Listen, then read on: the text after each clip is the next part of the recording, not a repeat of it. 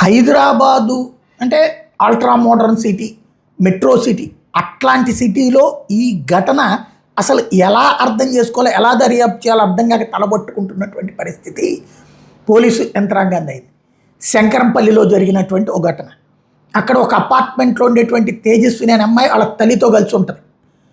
ఎవరితో మాట్లాడేవాళ్ళు కదా, నెల రోజులు అయిందట ఆ తల్లి కూతుళ్ళు అక్కడికి వచ్చి. అదే అపార్ట్మెంట్లో కింద పోర్షన్లో కుర్రోళ్ళు కూడా ఉంటారట.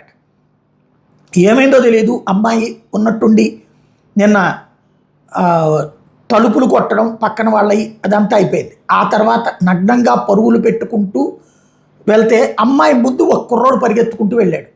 ఆ తర్వాత ఈ అమ్మాయి అక్కడ ఉన్నటువంటి ఆలయంలోకి వెళ్ళి అక్కడ ఉన్న అమ్మవారి చీర అంటే నగ్నంగా పరిగెత్తుకుంటూ, మామూలుగా కాదు నగ్నంగా పరిగెత్తుకుంటూ వెళ్ళడం, ఆ తర్వాత అమ్మవారి చీర తీసుకుని వెళ్ళటం, ఆ తర్వాత దగ్గరలో ఉన్నటువంటి చెరువులో దూకేయటం. చెరువులో దూకిందా లేకపోతే ఏమైందో తెలియదు, చెరువులో మృతదేహం లభ్యం కావడం. దీన్ని ఏ కోణంలో చూడాలో అర్థం కావట్లేదు పోలీసులకి.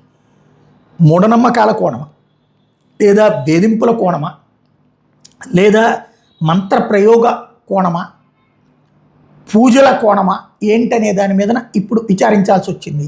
హైదరాబాద్లో ఈ సంఘటన ఆ చుట్టుపక్కల వాళ్ళైతే ఇది విన్న దగ్గర నుంచి ఆ శబ్దాలకే భయపడ్డారట. ఆ తర్వాత ఈ పరుగులు, ఈ మరణం, ఇది ఇప్పుడు ఆ ప్రాంతం అంతా కదిలిస్తోంది, కలచివేస్తోంది, పెద్ద చర్చకు కారణమైంది ఈవెన్ 2 తెలుగు రాష్ట్రాల్లో కూడా. ఎందుకంటే ఒక ఆడపిల్ల నగ్నంగా పరుగులు పెట్టినటువంటి అంశం, అది కూడా గుడి దగ్గర సీసీటీవీ ఫుటేజ్ కారణంగా తెలిసింది.